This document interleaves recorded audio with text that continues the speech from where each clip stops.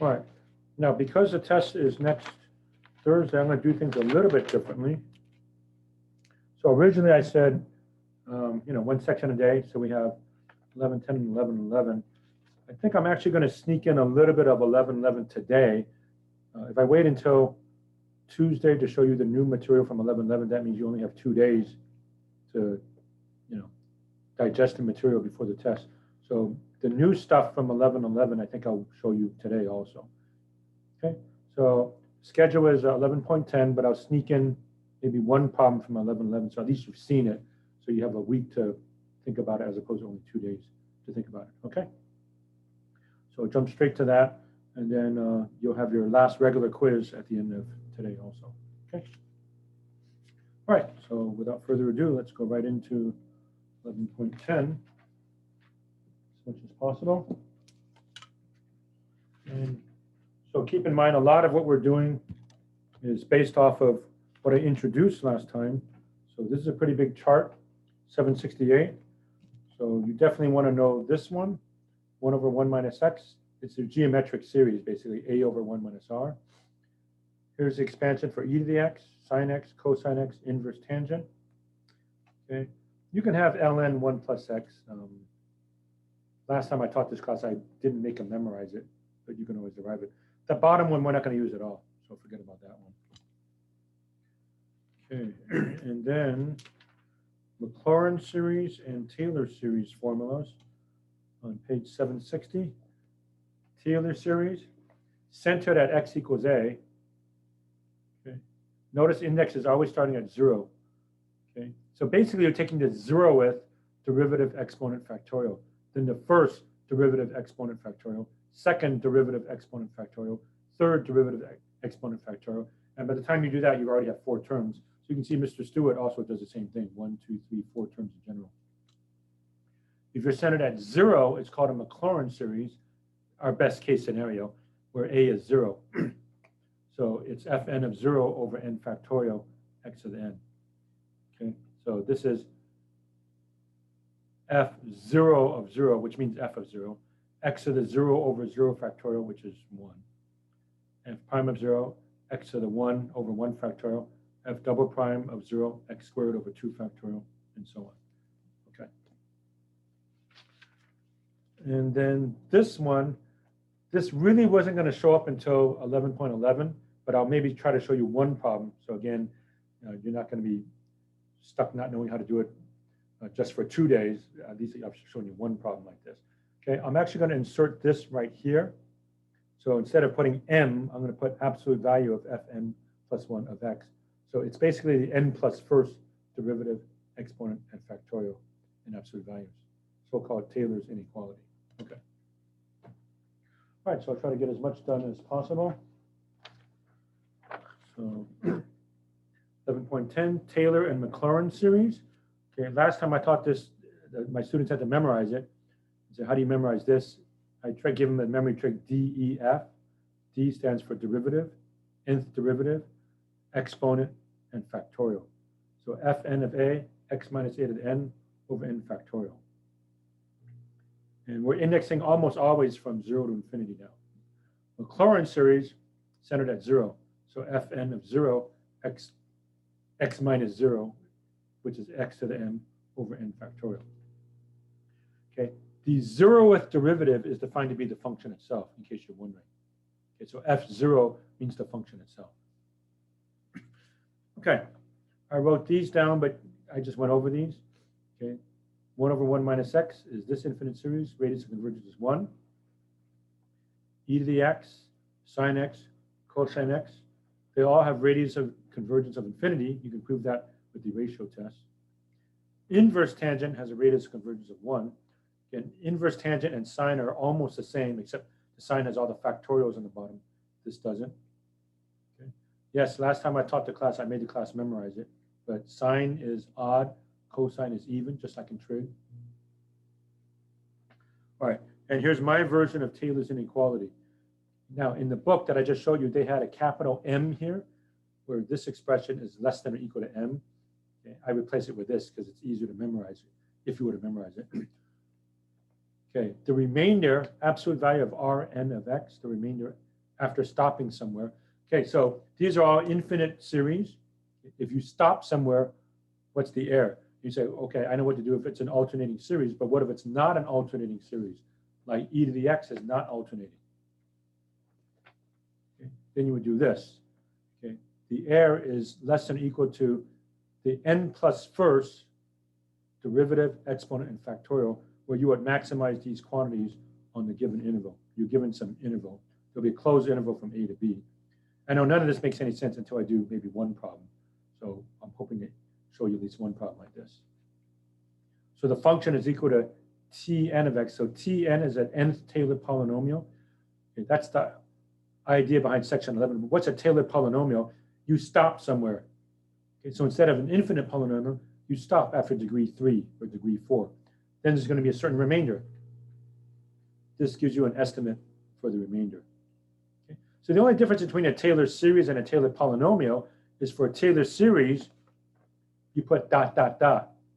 For a Taylor polynomial, you don't put the dot, dot, dot. You just stop.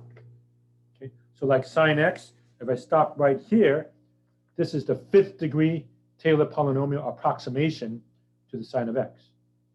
This would be a 7th degree polynomial approximation. Just throw out the dot, dot, dot. You literally stop.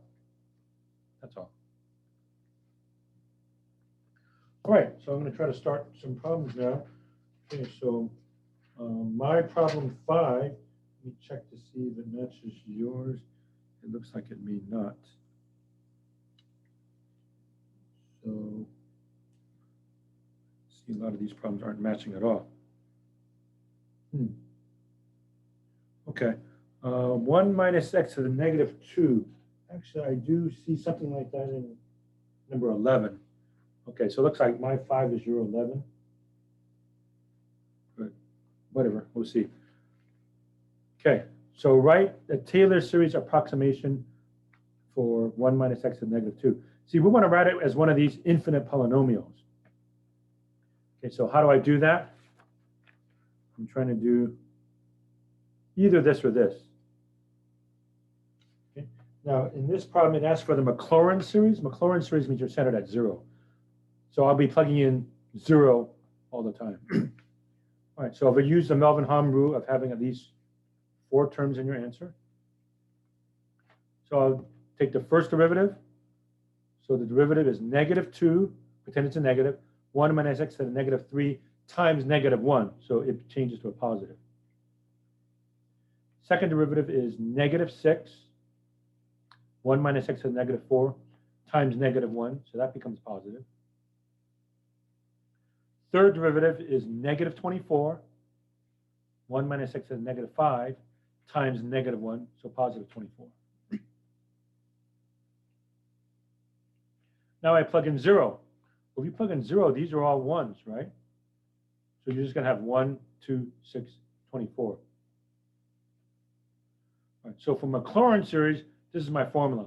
F of x is summation n equals 0 to infinity of the nth derivative, exponent, and factorial. Okay, so what I'm always going to do for a Maclaurin series is you write x to the 0 over 0 factorial, x to the 1 over 1 factorial, x squared over 2 factorial, x cubed over 3 factorial. That's already set.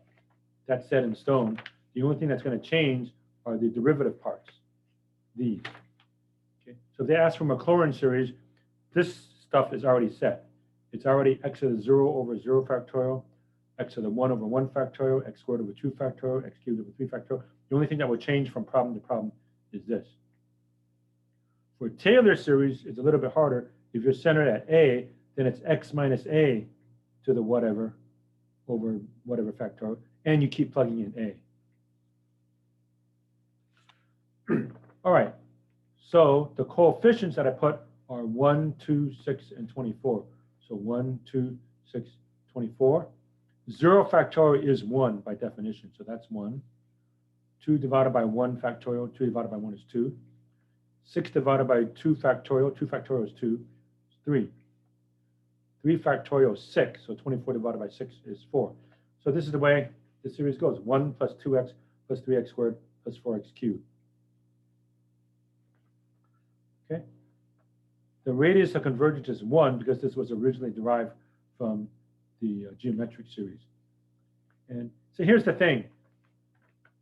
Do I like looking at that? Not really, but I like this. It's a polynomial, but it's an infinite polynomial. Okay, so in some circumstances, it's better to work with this than it is to work with this. Okay, and we're saying they're equivalent. Okay. All right, my number 7 says sine of pi x. I don't quite see that anywhere here, but it might be somewhere else. But this is fairly easy if you think of the way a function works. You start off with sine x. You just copy this. X to the 1 over 1 factorial minus x cubed over 3 factorial plus x to the 5th over 5 factorial minus x to the 7th over 7 factorial. That's sine x.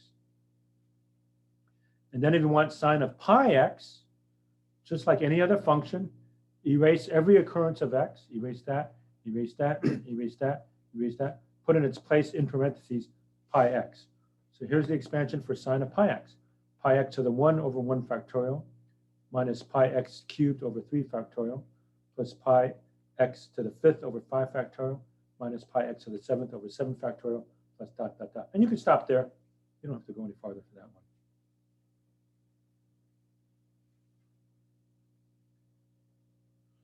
Okay, then I'm noticing my problem 9 looks like your problem 15, I think it is. Yeah, looks like 15.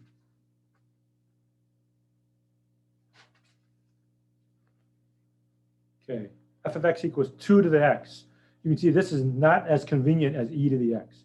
So can I write an expansion, an infinite polynomial for 2 to the x? Yes, we can, but it's not as convenient. Okay. We're still doing a Maclaurin series, which means centered at 0, which means I'm using this formula. Okay, now if I'm going to write down 4 terms, unless any of these are 0, it's automatically x to the 0 over 0 factorial, x to the 1 over 1 factorial, x squared over 2 factorial, x cubed over 3 factorial.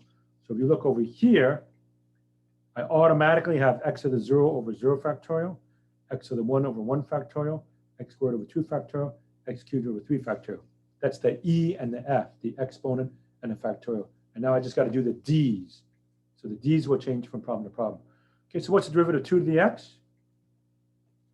2 to the x ln 2. Second derivative is 2 to the x ln 2 times ln 2, so that would be ln 2 squared. The derivative of that is 2 to the x ln 2 squared times ln 2, or 2 to the x ln 2 cubed. Now I plug in 0. Well, that's 1, that's 1, that's 1. So it's 1 ln 2 squared, ln 2 cubed. Okay. So here's my infinite polynomial representation for 2 to the x. 1 plus ln 2 times x plus ln 2 squared divided by 2 x squared plus ln 2 cubed x cubed divided by 6, and so on. So you can see it's clearly not as nice as e to the x. E to the x is much nicer compared to this thing. So there we go. Okay.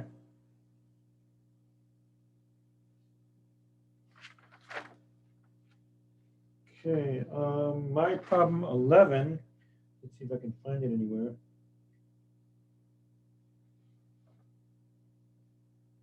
Asks for sinh.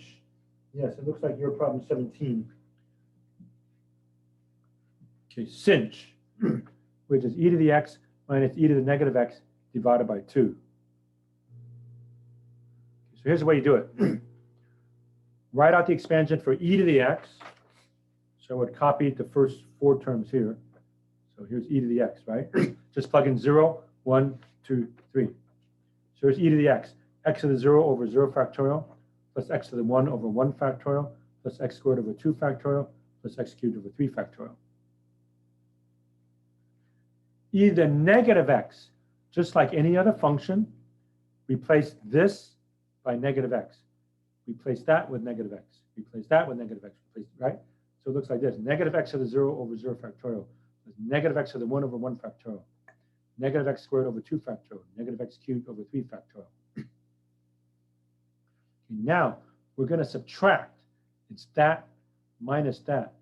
Okay. Now, negative x to the 0 is the same as x to the 0. So when I subtract, they cancel out. X squared is the same as negative x squared. So when I subtract, they're going to cancel out. So it looks like all the even powers cancel out. The odd ones will add. Okay, it's this minus this. It's x minus a negative x, 2x. X cubed minus a minus x cubed, 2x cubed. Okay. Now this canceled out, but you can tell by the pattern. Okay, the next ones are going to be x to the 5th over 5 factorial, x to the 7th over 7 factorial with a 2 in front. And then sinh says divide by 2. Okay, so just divide by 2. All the coefficients become 1. Okay, so here are 4 terms of sinh. X to the 1 over 1 factorial plus x cubed over 3 factorial plus x to the 5th over 5 factorial plus x to the 7th over 7 factorial and so on. Okay, so that's the power series representation of sinh. Okay, so this is finished, but here's a curiosity. Let's look at sine. So you might wonder, why do they call this hyperbolic sine? You know, it seems to have no relation at all to regular sine. But what was sine? Look carefully. X to the 1 over 1 factorial minus x cubed over 3 factorial plus x to the 5th over 5 factorial minus x to the 7th over 7 factorial. That's sine. Here's hyperbolic sine, sinh. It's exactly the same thing, except they're all pluses, which is very curious. So sine and hyperbolic sine, behind the scenes, or a little bit closer than you might think, they have the exact same power series, except sine is alternating. Make that a minus, make that a minus. And for sinh, they're all pluses. Okay, that's very curious as a result for sinh. You don't have to memorize that, but that's just a curiosity that I thought I'd share. Okay. Okay, let's see. 13. It's different. The closest one that you have is your 19, I think. Okay, but anyway, we're now doing a Taylor series. Okay, so up to now we've only done Maclaurin series, the easiest case where we're centered at 0. Now we're going to be centered somewhere else. They're going to tell you something besides 0. Okay. Then when you take the derivatives, you plug in that other number. Instead of x to the n, it's x minus a to the n over n factorial. Okay, so what does that mean? So here's 13. X to the 4th minus 3x squared plus 1, centered at a equals 1. And again, it looks to me like the closest problem that you have is 19. All right, so let's just take a bunch of derivatives. But this time, instead of plugging in 0, you plug in 1. All right, so f prime is 4x cubed minus 6x. Double prime is 12x squared minus 6. Triple prime is 24x. Quadruple prime is 24. Notice after the first, second, and third derivatives, you write the number. So don't write prime, prime, prime, prime with 4 apostrophes. It's too hard, so just put 4 after that. So the fourth derivative is 24, and the fifth derivative of n is 0. So fn of x is 0 for n greater than or equal to 5, right? The derivative of 24 is 0, and all the derivatives after that are 0. Now you plug in 1. So f of 1, 1 minus 3 plus 1 is negative 1. F prime of 1, put a 1 there and a 1 there, negative 2. F double prime of 1, put a 1 there, 6. F triple prime of 1, put a 1 there, 24. F quadruple prime, there's nothing to plug in, 24. And after that, they're all 0.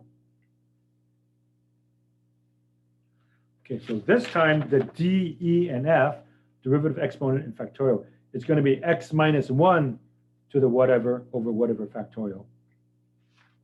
So notice this time I put x minus 1. Okay, if you're centered at a equals 1, x minus 1 to the 0 over 0 factorial, x minus 1 to the 1 over 1 factorial, x minus 1 squared over 2 factorial, x minus 1 cubed over 3 factorial, x minus 1 to the 4th over 4 factorial, and I don't have to put any of the other ones because all of them will have a coefficient of 0. So this is the E, F, EF, exponent factorial, exponent factorial. The D's are -1, -2, 6, 24, 24. So -1, -2, 6, 24, 24. And then we just clean it up. Okay, so yeah, this is always 1. I like to write this anyway just to get the pattern. Okay, even though that's 1, that's 1. But to me, once you have the pattern, then you know what to do for the rest. So this is -1. This is -2 times x minus 1. 2 factorial is 2. It actually is kind of useful to know the first few factorials. 2 factorial is 2. 3 factorial is 6. 4 factorial is 24. I think those are the key ones that you want to at least have under your belt. So this is 6 divided by 2, which is 3. 24 divided by 6, which is 4. 24 divided by 24, which is 1. Okay. So we have this. All right, so this is the Taylor series expanded about a equals 1. Okay. A side note, this is not even an infinite polynomial. It's a finite polynomial. Okay, what are we doing? We're coming up with polynomial approximations. What's the best polynomial approximation for a polynomial? It's the polynomial itself. Okay, so we're not going to prove it, but if you actually multiplied all this mess back out, you should get back that. Okay, well, you clearly have x to the 4th. I can prove that easily, right? This one is the only thing that has an x to the 4th, but for all the other ones, it's going to be a little bit difficult, but that's what you do for that one. Okay.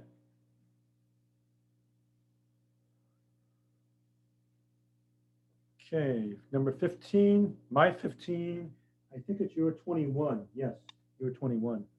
ln x at a equals 2. Right, the Taylor series. So we're centered at 2, all right? If we're centered at 2, it's always going to be x minus 2. And you're going to plug in 2, not 0. The first few problems we did were so-called Maclaurin series. You kept plugging in 0, and it's x minus 0, which is x to the n. If you're centered at 2, harder. Got to put x minus 2 everywhere and plug in 2.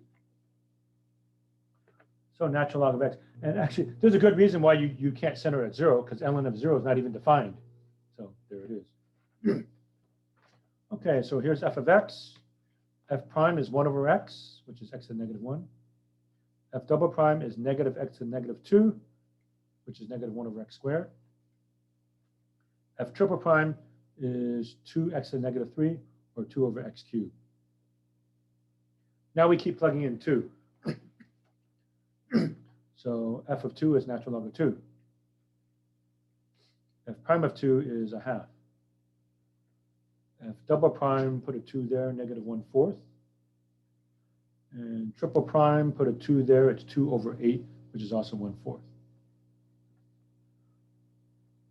Okay, so doing the Melvin-Hahn criterion of writing these 4 terms, okay, so set in stone, even when the problem started, is x minus 2 to the 0 over 0 factorial. Yes, that's 1. Yes, that's 1. But I like to write it because once I write this, I know the pattern. The next one's going to be 1, 1 factorial, 2, 2 factorial, 3, 3 factorial, right? X minus 2 to the 1 over 1 factorial, x minus 2 squared over 2 factorial, x minus 2 cubed over 3 factorial. The E and the F, the exponent and factorial parts, are already set in stone. The only thing that's different from problem to problem is the D's, the derivatives. So here we go. ln 2, 1/2, -1/4, and 1/4. And then just some cleanup. Okay, so that's ln 2. 1/2 divided by 1 is 1/2, x minus 2. Okay, I think I've shown you this algebra trick before, but when you have a fraction like that, you can slide the 4 down. You can slide that 4 down. Okay, -1/4 over 2, it's 4 down there, so 4 times 2 is 8. So -1/8, x minus 2 squared. 4 comes down, multiplies by 6, so 1 over 24, x minus 2 cubed. So there are 4 terms of the infinite series for ln x. So this is ln x, written as a polynomial. Polynomials are easy to integrate, polynomials are easy to differentiate, and so on. Okay. Okay, 17, e to the 2x. That's your 23, yes. Okay, so it's there. So I think I see what's happening.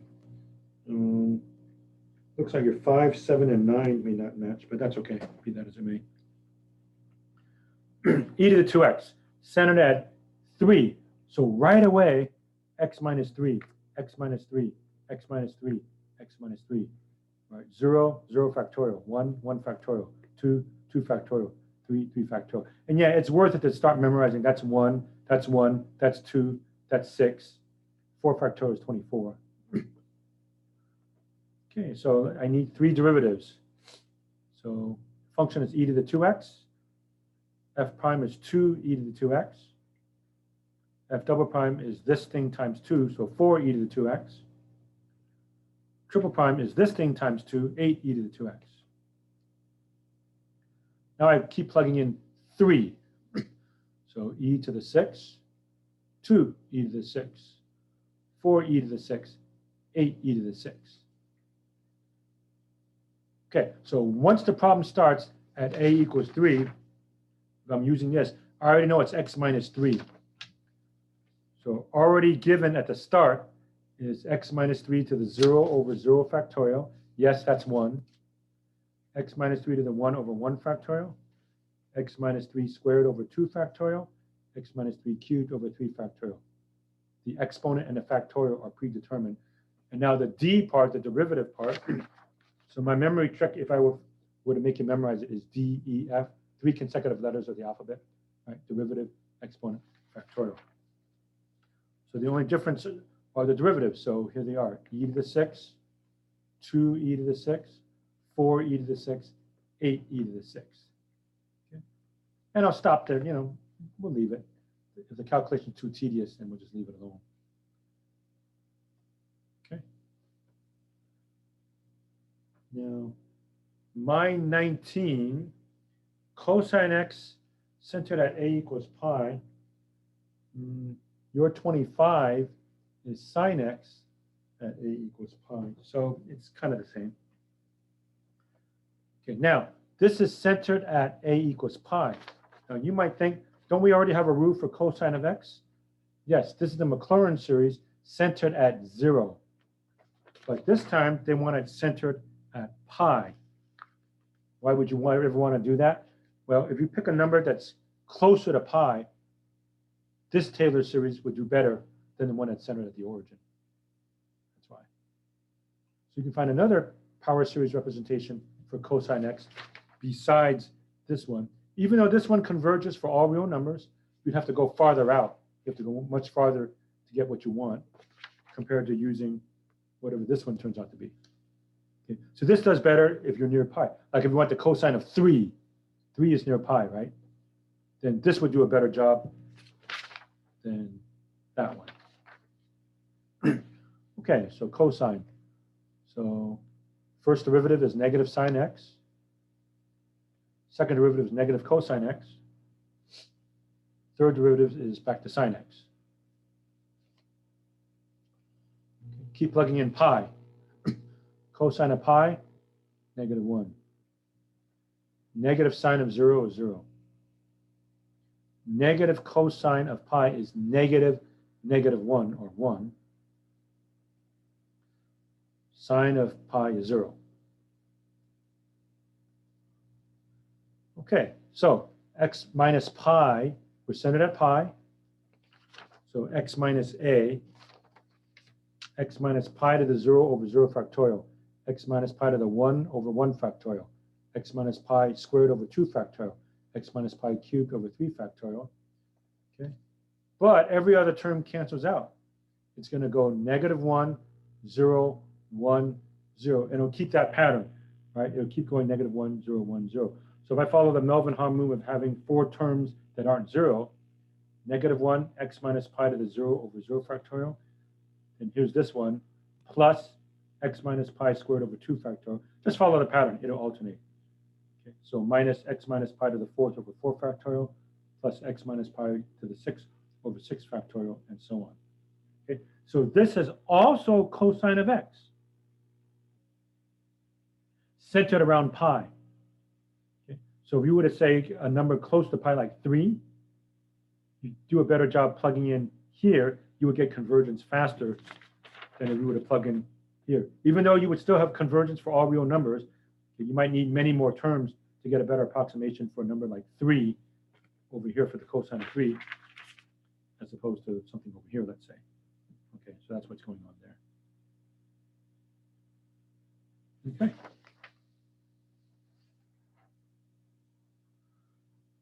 All right, so that's it for that. Now let me see, what else do I want to show you here?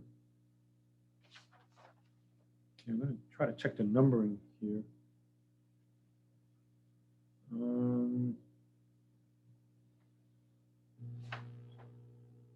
Sorry, I'm digressing because I'm trying to see if I can get the numbers to match up. And maybe I'm not getting them to match up.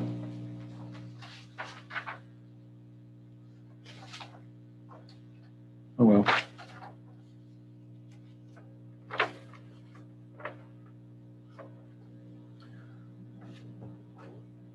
Okay, sine of pi x.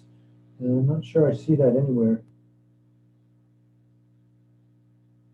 here. But anyway, that was my 29. But we'll go with it anyway. It's not that hard. So here's sine x, x to the 1 over 1 factorial minus x cubed over 3 factorial plus x to the 5th over 5 factorial plus x to the 7th over 7 factorial. And then if you want pi x, just like any other function, erase that, put in pi x. Erase that, put in pi x, and so on. So here it is. Pi x to the 1 over 1 factorial minus pi x to the 3rd over 3 factorial plus pi x to the 5th over 5 factorial minus pi x to the 7th over 7 factorial plus dot, dot, dot. Okay. 33 does look like your 39. So this is your 39. Exactly, I think. X cosine 1/2 x squared. Yeah. Okay. Yeah. This one is especially nice because look at how bad that function is, right? X cosine 1/2 x squared.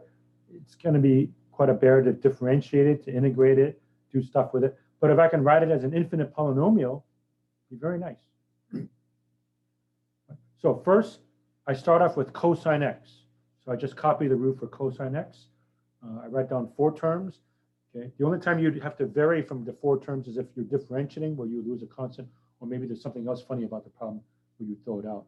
But as it stands, just go straight to it. X to the 0 over 0 factorial. Yes, that's 1.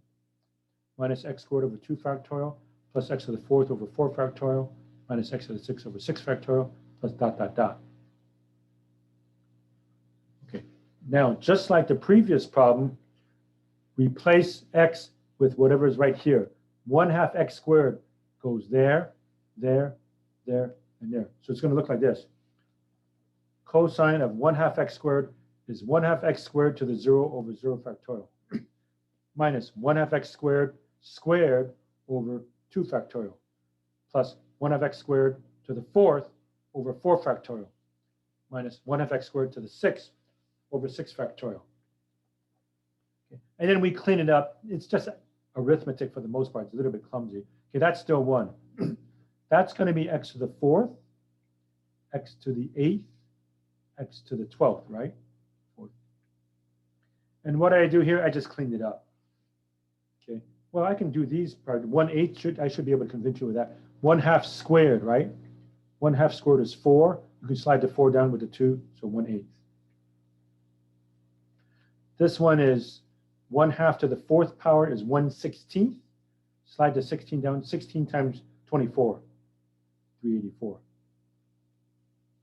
And this one, I won't bother to talk about it, but 2 to the 6th is 64. So 64 times 6 factorial is 46,080.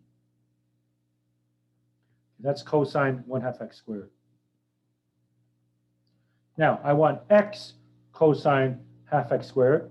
That's easy. Just multiply everything by x, right? That's cosine 1/2 x squared. We want x cosine 1/2 x squared. So I just multiply everything here by x, which becomes x, x to the 5th, 9th, 13th, and so on. So there it is. Here's x cosine 1/2 x squared. X minus 1/8 x to the 5th, plus 1 over 384 x to the 9th, minus 1 over 46,080 x to the 13th, and so on. Yes, I agree. It looks very, very clumsy, but at least it's a polynomial.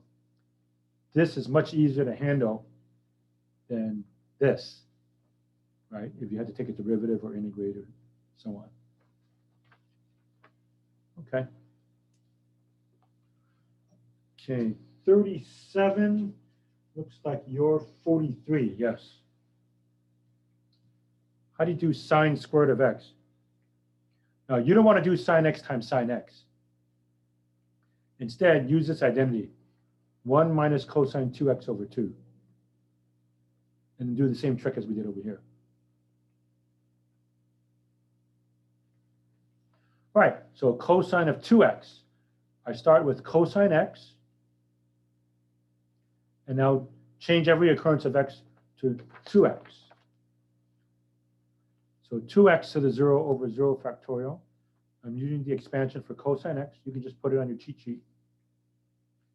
Minus 2x squared over 2 factorial, plus 2x to the 4th over 4 factorial, plus 2x to the 6th over 6 factorial, plus 2x to the 8th over 8 factorial. You might be wondering, why am I putting one extra term? Because I notice the first term is 1. I'm going to subtract it from a 1. So I need 5 terms. After I lose the 1, there's only going to be 4 left. Okay, so I did this. Comes out to be 1. Let's see, this is going to be x squared, x to the 4th, x to the 6th, and so on. That's 4 divided by 2, which is 2. This is 16 over 24, 2/3. This is 64 divided by 6 factorial, 4 over 45. This is 2 to the 8th divided by 8 factorial. Just take my word for it. Comes out to be 2 over 315. So you have all of this stuff. Okay, now we want 1 minus cosine 2x. So it's 1 minus parentheses all of this stuff. Okay. And you can see the 1's cancel out. So since I knew that was going to happen, my final answer will have 4 terms. And then the 1's cancel out. That negative will distribute. So that means that'll become a plus, minus, right? So it's 2x squared minus 2/3 x to the 4th plus 4 over 45 x squared minus 2 over 315 x to the 8th. And then I just divide it by 2. So if I divide by 2, I will have sine squared of x, which is what I'm looking for. So divide all these by 2. So x squared minus 1/3 x to the 4th plus 2 over 45 x to the 6th minus 1 over 315 x to the 8th, and so on. Okay, so that's my expansion for sine squared of x. Okay. It is a polynomial looking thing, right? It looks sort of nice.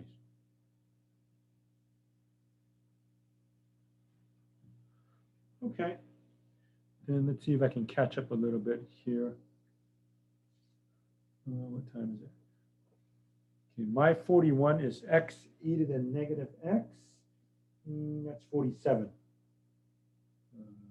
Yeah, looks like it's 47. X e to the negative x. Okay, that should not be that bad. By the way, do you recall how would you integrate that? Review for the final. Integrate by parts, right? Differentiate product root. But if you can write it as a polynomial, albeit infinite polynomial, a lot better. So I start with the root for e to the x. So 4 terms, x to the 0 over 0 factorial, x to the 1 over 1 factorial, x squared over 2 factorial, x cubed over 3 factorial. E to the negative x, just like any other function. Replace that with negative x. Replace that with negative x. Replace that with negative x. Replace that with negative x. That's still going to be 1. Anything to the 0 is 1. 0 factorial is 1. 1 minus x. Negative x squared is x squared, so 1/2 x squared minus 1/6 x cubed. Then you just multiply by x. Very easy. So multiply by x, that becomes x minus x squared plus 1/2 x cubed minus 1/6 x to the 4th, dot, dot, dot. So that is the same as this. But in some circumstances, we like this better because it looks like a polynomial. Right? Very easy to differentiate, very easy to integrate. Okay. Let's see. My problem 43 said cosine of 5 degrees. Let's see if there's anything that's like that. What's the closest one to that? Cosine of 5 degrees. Can't find anything offhand. Okay, well, we'll just leave it. Okay, I think I mentioned this last time. The computer doesn't like degrees, it likes radians. So change it to 5 degrees times pi over 180, so pi over 36 radians.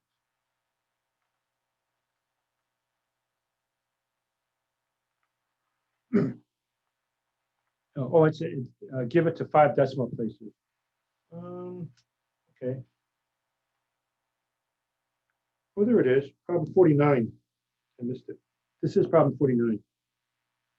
Cosine of 5 degrees, 5 decimal places. All right, so it's there. This is 49. And so here's cosine. Now, everywhere you see x, put in pi over 36.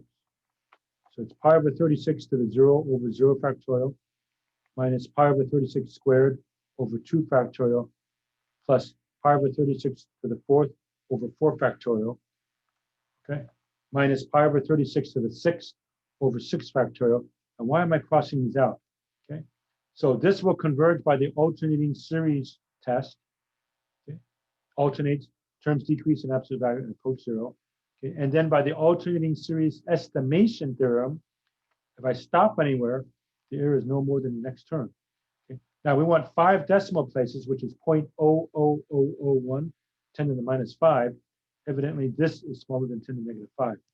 Okay, so just for practice, let's try this. So I'm going to punch out on my calculator pi divided by 36 raised to the 4th power divided by 4 factorial, which is 24.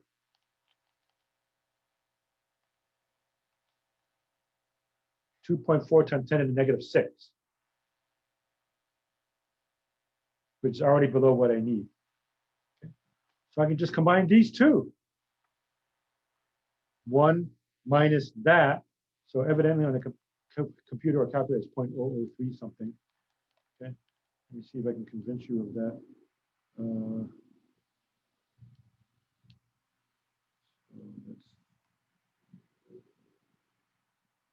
Pi divided by 36 squared divided by 2 factorial, which is 2. 0.00381 rounded off.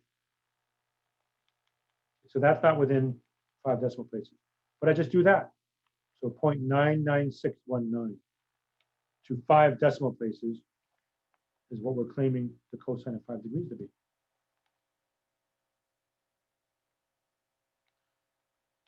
Okay, and then do I have time? Yeah, just for fun, let me actually try it. See if it works. Cosine of 5 degrees, 0.99619. Bingo. Correct to 5 digits. 99619, 99619. But the alternating series estimation theorem says the only thing you can say for sure right now is it's between 0.99. We will give the answer as 0.99619, but for sure it's between 0.99618 and 0.99620. And if you want greater accuracy, just go up farther and farther. Okay.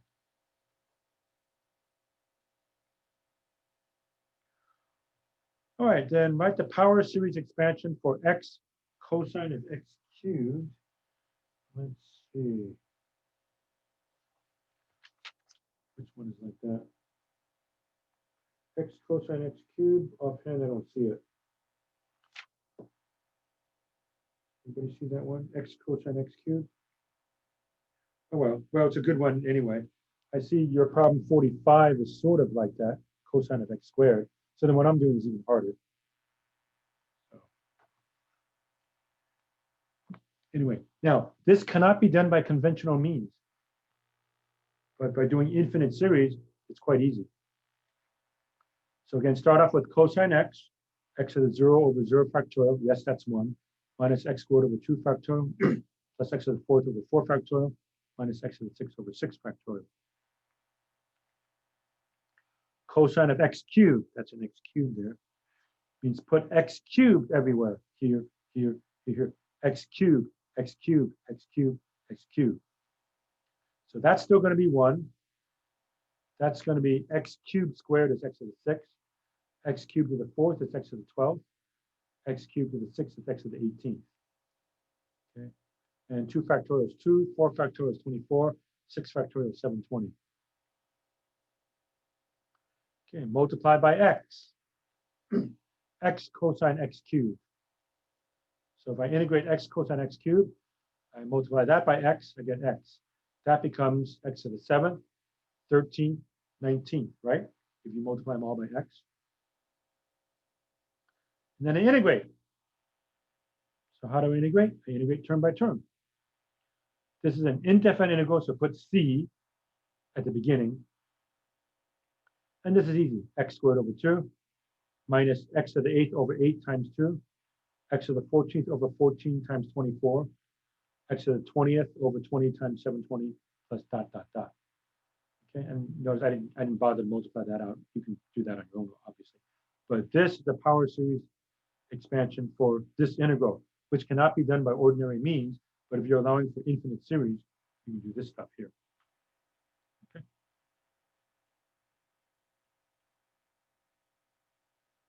All right, what time is it? Almost 8 o'clock. There's 4 more before we break. I'm sorry, I take it back. I did clean it up on the next page. I forgot to turn it over. So there it is. C plus 1/2 x squared minus 1/16 x to the 8th plus 1 over 336 x to the 14th minus 1 over 14,400 x to the 20th. Okay.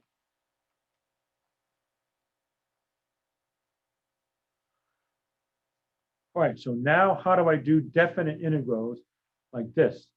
X cubed arctan x from 0 to 1/2. And you want it accurate to 4 decimal places, so within 0.0001. Okay, and let me see what problems like that. Do you have anything like that? You're 57, I think. Yes, you're 57. Looks like it's offset by 6. Okay, this is not easy to do by conventional means at the beginning of our semester. This is not nice. You might try integration by parts, but doing infinite series, we can make them polynomials. Okay, so x cubed times the power series expansion for arctangent. Remember, arctangent was just like sine, except no factorial. So x cubed times x to the 1 over 1 minus x cubed over 3 plus x to the 5th over 5 minus x to the 7th over 7. You might recall that the sine had factorials here. Okay, distribute to x cubed.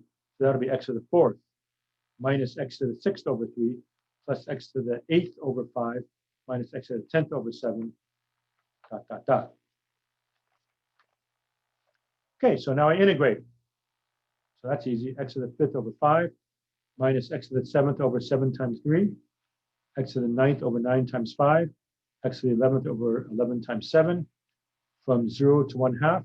If you plug in 0, they're all 0, even though there's infinitely many of them, they're all 0. So I just have to plug in 1/2. So 1/2 to the 5th over 5 minus 1/2 to the 7th over 21 plus 1/2 to the 9th over 45 minus 1/2 to the 11th over 77. Okay. This will converge by the alternating series test. It's alternating. Terms decrease in absolute value and they approach 0. And if I stop anywhere, the error is no more than the next term. Okay, we're looking for accuracy to 4 decimal places, which is 0.0001 or 10 to the minus 4. So I just need to find a term that's smaller than 10 to the minus 4. Evidently, this one is it. Okay, so 1/2 to the 9th power divided by 45, just for practice. 0.5 to the 9th power divided by 45 is 4.4 times 10 to the negative 5. That is smaller than 1 times 10 to the negative 4. That's 0.00004, which is smaller than 0.0001, which means all I have to do is add up the first 2 terms. Okay, so 0.00588. And actually, if they wanted to 4 decimal places, I put it to 5, so I should have actually put 0.0059 is better. Okay. All right, I think that's a good place to break. So we'll stop right there for now. Let me check the chat. There's nothing in the chat. Okay, so let's see, 8:03. Starting around 8:16 or 17. Okay, 8:16, 8:17, something like that. Okay. All right, so we'll break.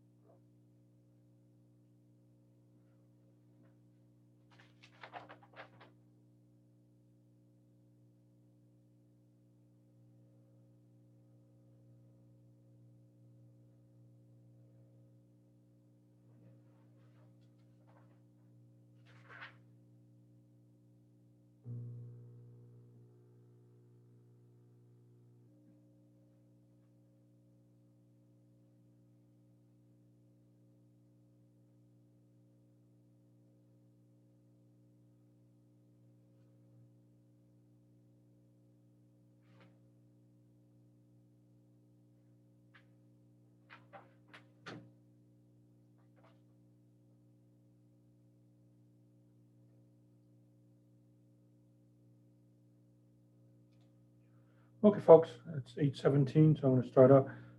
I'm actually going to change the assignment a little, so sorry. I'm adding to your assignment because I'm noticing the pages didn't quite match up. So I'm adding 3 problems, but I'm going to end up doing 2 of them anyway. Okay, so let me go back and share the screen, and let's see. We're still recording.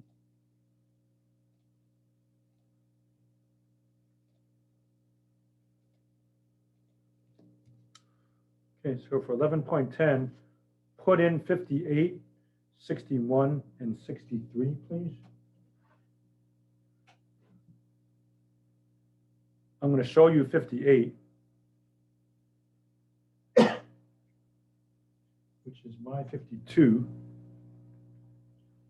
And I'm going to show you my 57, which is your 63, I believe. Okay, so the numbering's off again by the addition, but the ideas are still there. I double check 11.11, so these are the correct problems to do, but they still don't match mine necessarily. But again, hopefully you'll still learn the material.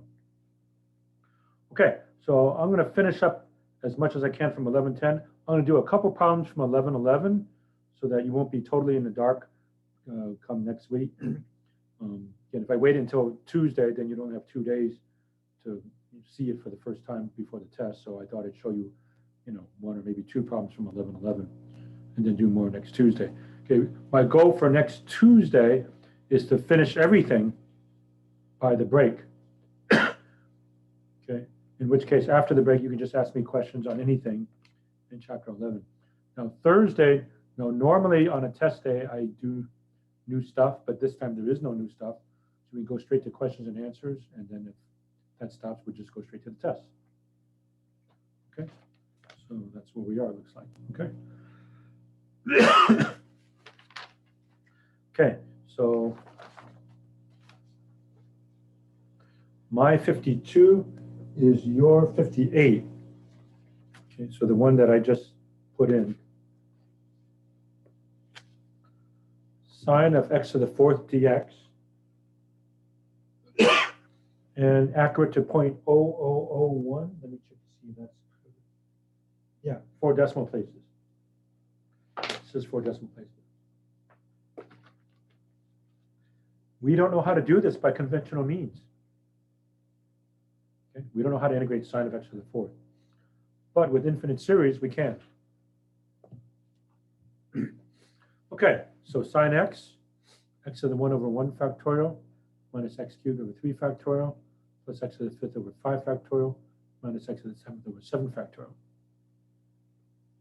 Sine of x to the 4th.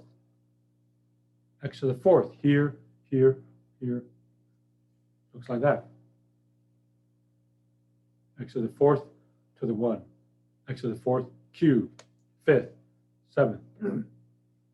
Okay, so then we're going to integrate. That's going to be x to the 4th over 1, x to the 12th over 6, x to the 20th over 5 factorial is 120, x to the 28th, 50, 40.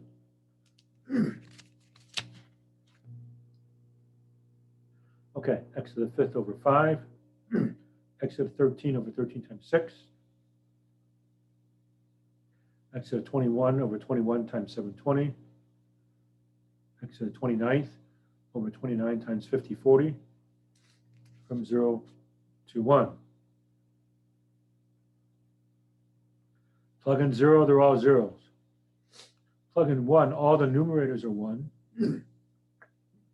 1/5 minus 1 over 78 plus 1 over 21 times 720 is 15,120, and so on. Okay, so we want it to within 0.0001, which is 1 in 10,000. This is already less than 1 in 10,000.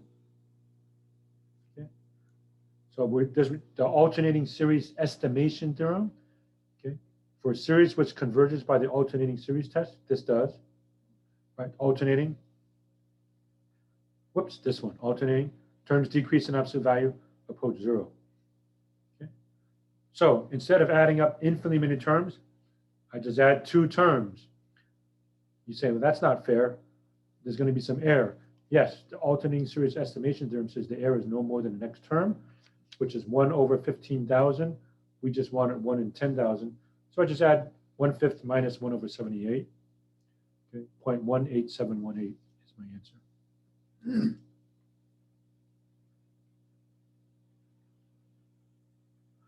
Okay, and then my 57 is your 63. It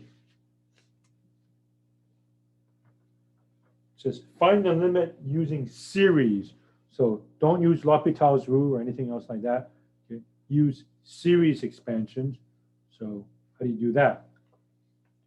Okay, limit x approaches 0 of all this stuff. Okay, I put the negative x in front and then 1/6x cubed plus, and then the formula for the sine, which I already put somewhere here. Okay, x to the 1 over 1 factorial minus x cubed over 3 factorial plus x to the 5th over 5 factorial minus x to the 7th over 7 factorial. Very conveniently, these cancel out. These cancel out. This is x to the 3rd over 6, right? So they're gone. Okay, so I have x to the 5th over 5 factorial minus x to the 7th over 7 factorial plus a lot of other stuff. And we're dividing it by, oops. Sorry, it's supposed to be x to the 5th, my bad. X to the 5th. And that's the way it is in the book also. So, yeah, that's wondering why it wasn't going to work. Okay, so these two are gone. That's gone, that's gone, that's gone, gone. X to the 5th over 5 factorial divided by x to the 5th is 1 over 5 factorial. Divide this by x to the 5th, that's x squared over 7 factorial plus dot, dot, dot. Okay, and even though there's still infinitely many terms after that, you're going to have what? X to the 9th, x to the 11th, so on. When you divide by x to the 5th, you still have x to the something. That's the key thing, right? X to the 9th, 11th, divide by x to the 5th, you have x to the something. So when x approaches 0, all of these are gone except for the first term. So the answer is 1 over 5 factorial, which is 1 over 120. So the answer is 1 over 120. Okay.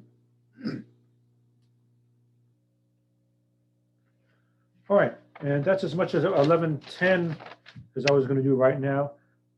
You might have some questions still on 1110, but as I said, I'd rather do an incomplete job on 1110, but show you some of 1111. So again, you at least seen it, so you have 1 week to digest it as opposed to giving it to you Tuesday when we have 2 days to digest it. So I'm going to show you a couple problems from 1111, and that was all I was going to do today. Okay, so again, next time on Tuesday, I'll clean up the rest of 1110 and 1111, hopefully by the first half. And second half, you're going to ask me questions about anything here. And same thing Thursday. Thursday, no new stuff. We're done with the course after that. So question and answers, and then after the break, we'll go straight to the test. Okay. All right, so what's going on in 11.11?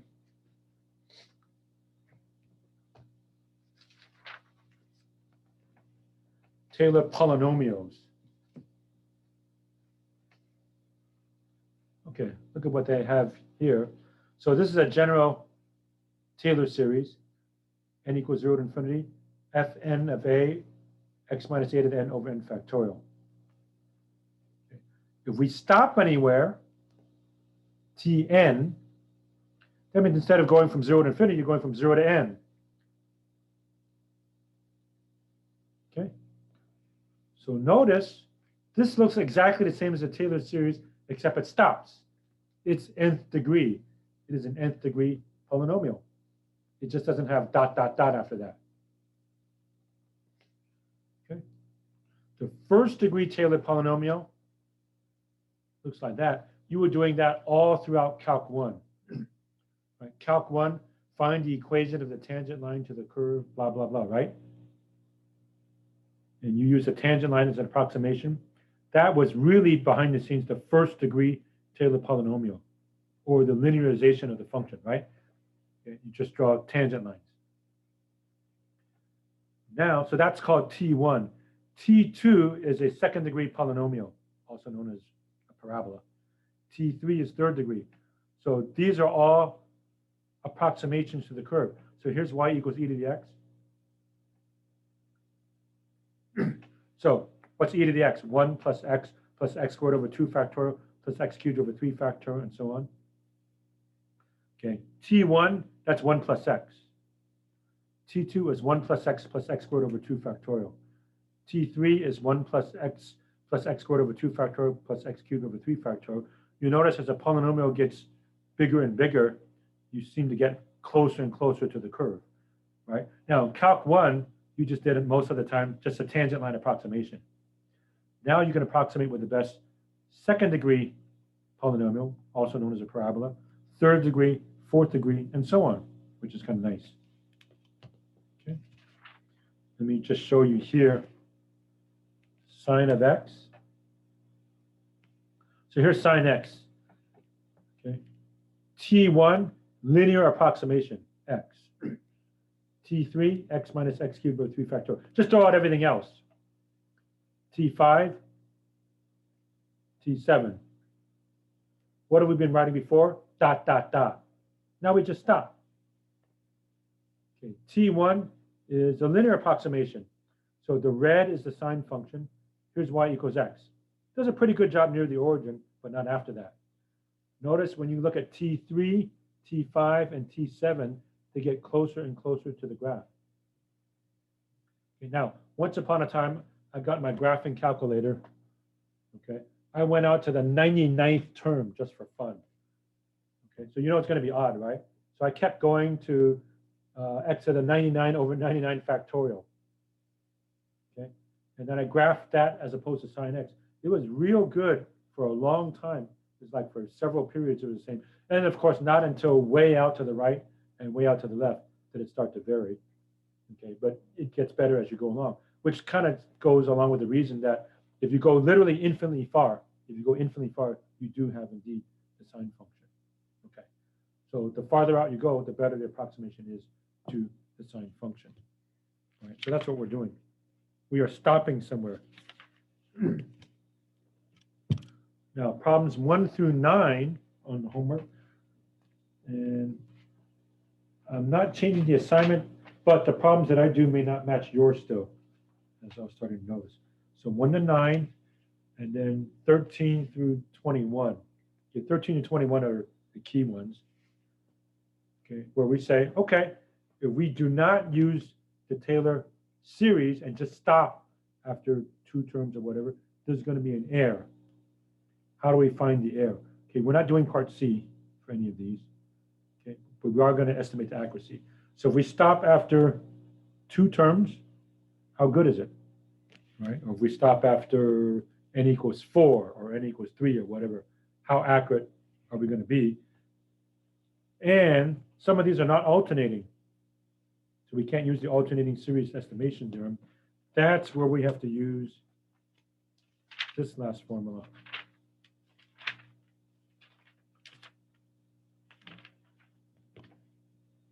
Taylor's inequality.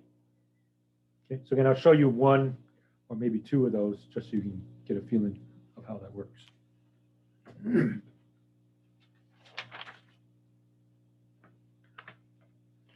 All right, so absolute value of Rn of x. So you have a Taylor polynomial Tn. Let me just take a real number like 3. T3 is a third degree polynomial. So you stop after x cubed. So, well, you threw out infinitely many terms. What's an estimate of the error? This would be it.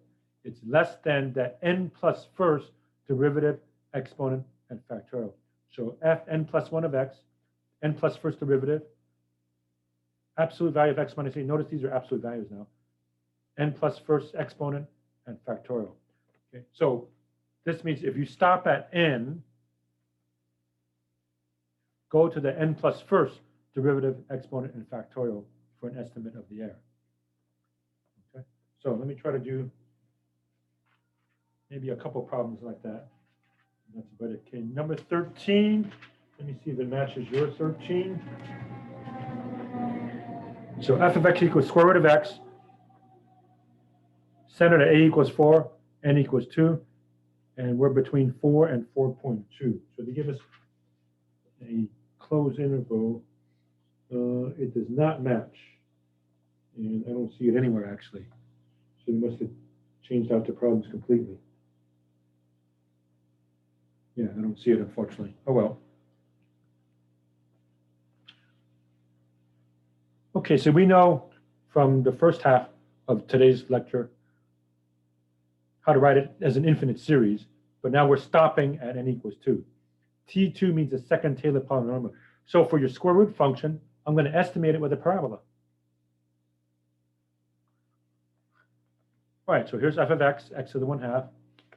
Take two derivatives, 1/2 x to the minus a half, which is 1 over 2 radical x.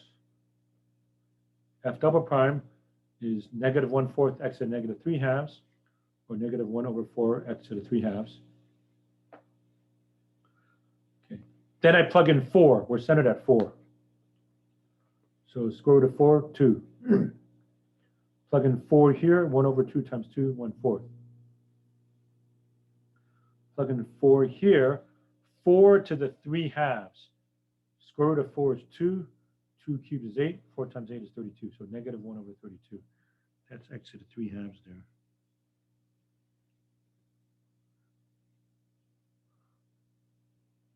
Okay, now, by this rule, I do need the next derivative. Not to get the polynomial, but to get an estimate of the error. Okay, so triple prime is, let's see, negative 3/2 times negative 1/4 is positive 3/8, x to negative 5/2. So 3 over 8, x to the 5/2. We are between 4 and 4.2, it says. Okay, so here is T2. X minus 4 to the 0 over 0 factorial. We're centered at 4. X minus 4 to the 1 over 1 factorial.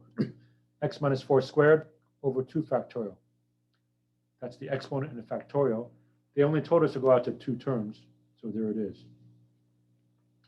So I got the E and the F, exponent and factorial. Here are the D's, 2, 1/4, negative 1 over 32. Clean it up. This is 1. Anything near the 0 is 1. 0 factorial is 1. 2 plus 1/4, parentheses x minus 4. And let's see, 32 times 2 is 64. Minus 1 over 64, x minus 4 squared. Okay, so we're saying this is the best parabolic approximation to the square root of x when I'm centered at 4. Now, so the new stuff is the polynomial, but that's easy. You're just not putting dot, dot, dot. Okay, but now what's my error? Notice this is not an alternating series. Positive, positive, negative, it's not alternating. But Taylor's inequality will still give us an estimate of how good we are. So instead of using square root of x, we're replacing it with a nice, quote unquote, polynomial. So you say, well, that's not fair. They're going to be different. But we're going to find out a maximum error that we might have. So instead of using this function, what if I use this function? So well, they're not going to be the same. But we can get an estimate of the error if I'm between 4 and 4.2. Okay, so here's how it works now. So I'm trying to invoke this. Okay, now in the book, they use this as capital M. I think it's easier if you just left it as this. So I just put the n plus first derivative, exponent, and factorial in absolute value. You don't have to put absolute value here because this is all automatically positive. So here's the game you play. So here is the next, in this case, the third derivative, exponent, and factorial, right?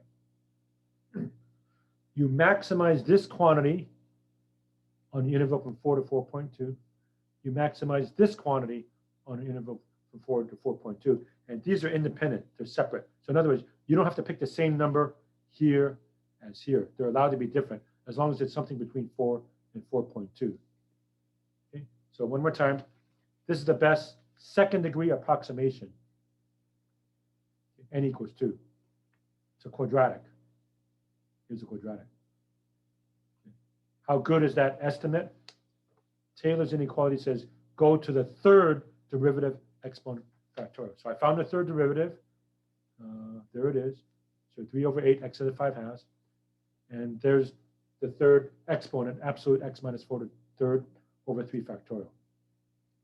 Okay, now, between 4 and 4.2, maximize this quantity, maximize this quantity.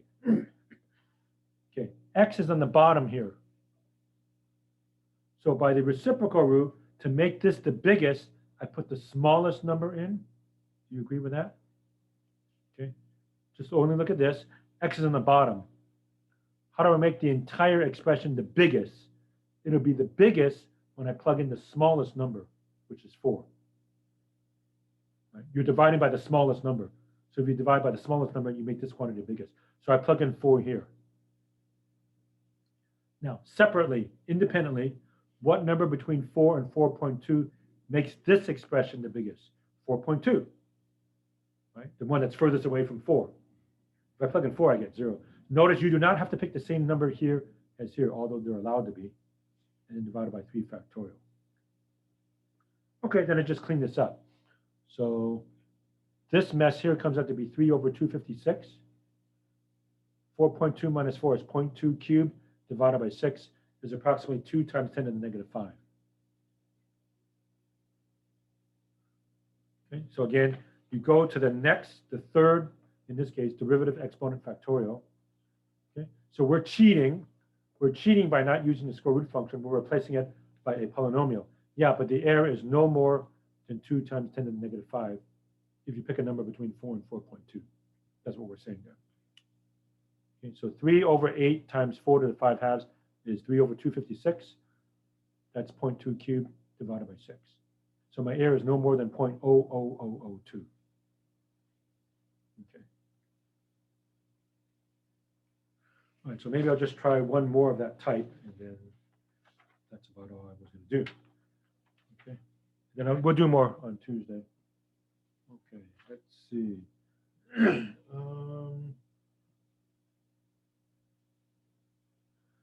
My 15 does match your 15. Okay, good. X to the 2/3, a equals 1, n equals 3, 0.8 to 1.2. Okay, so this works out. Okay, x to the 2/3, not a very nice function, right? It's the cube root of x squared, centered at a equals 1, n equals 3. So we're finding a cubic, the best cubic approximation, and we're going between 0.8 and 1.2. They're always going to give you an interval for those problems. So those problems would be from 13 through 21. Notice x is between 0.7 and 1.3, right? 0.8 to 1.2, 0.5 to 1.5, or whatever, right? They're always giving you an interval in this particular case. So give the best third degree polynomial. We were going to 4 terms, so before the break, we were doing the same thing, except we were putting plus dot, dot, dot. Now we're just not putting dot, dot, dot. We're stopping at 3. But we do need the 4th derivative to do Taylor's inequality.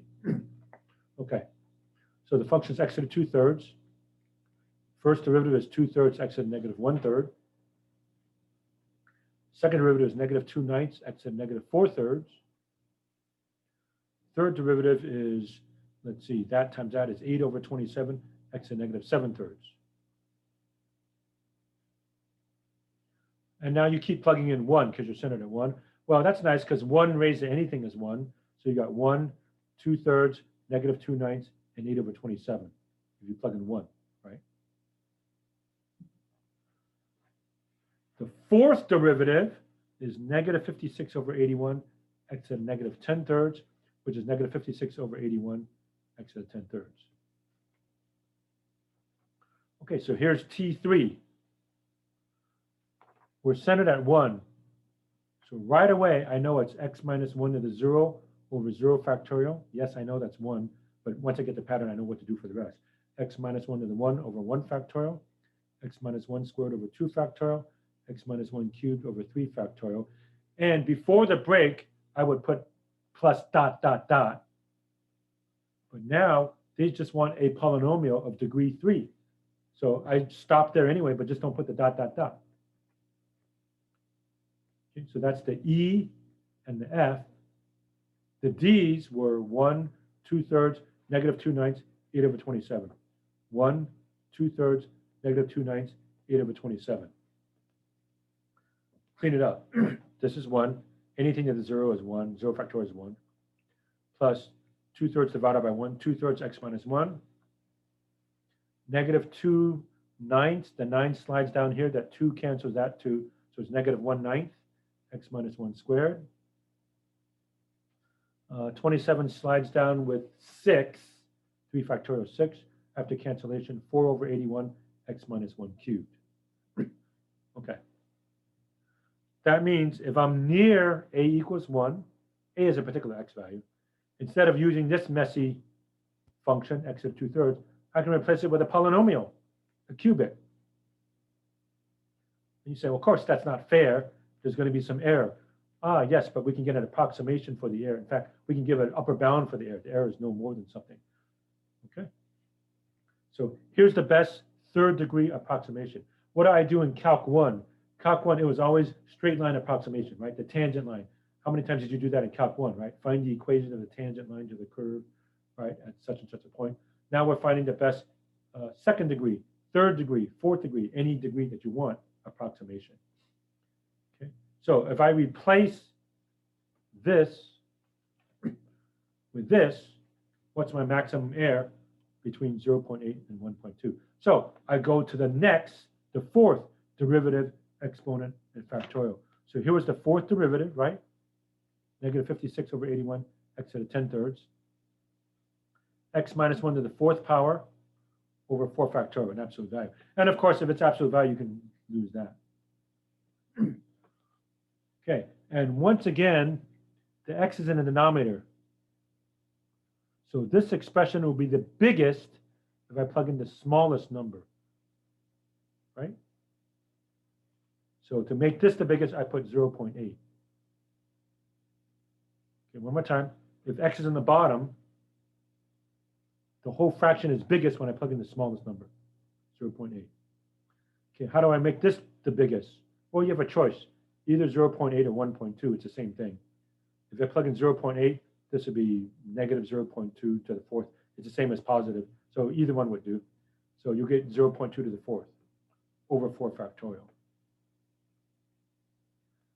Okay, so 56 over 81, 0.8 to the 10/3, 0.2 to the fourth over 4 factorial. Punch it in the machine, it's about 1 times 10 to the negative fourth, or 0.0001. Okay, so my error is no more than 0.0001 if instead of using the original function, I replace it with this polynomial.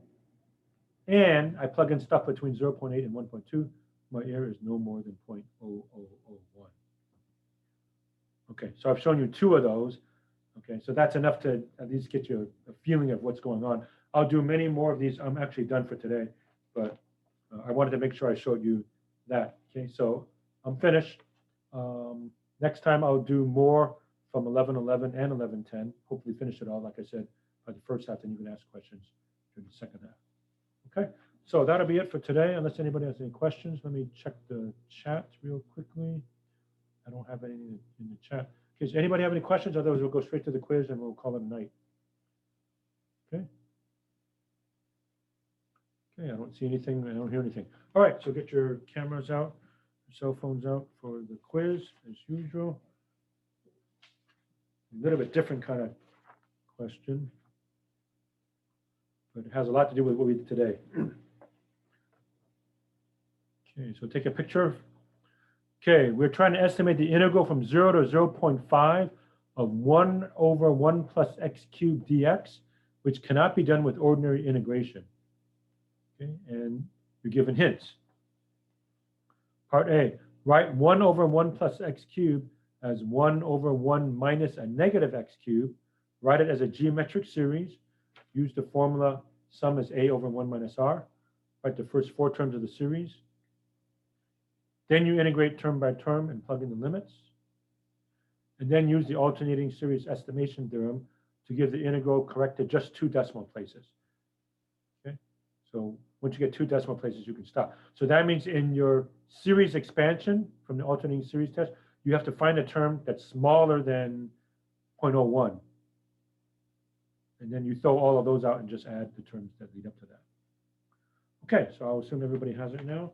Okay, so you can get started. I will make your breakout rooms and stop recording.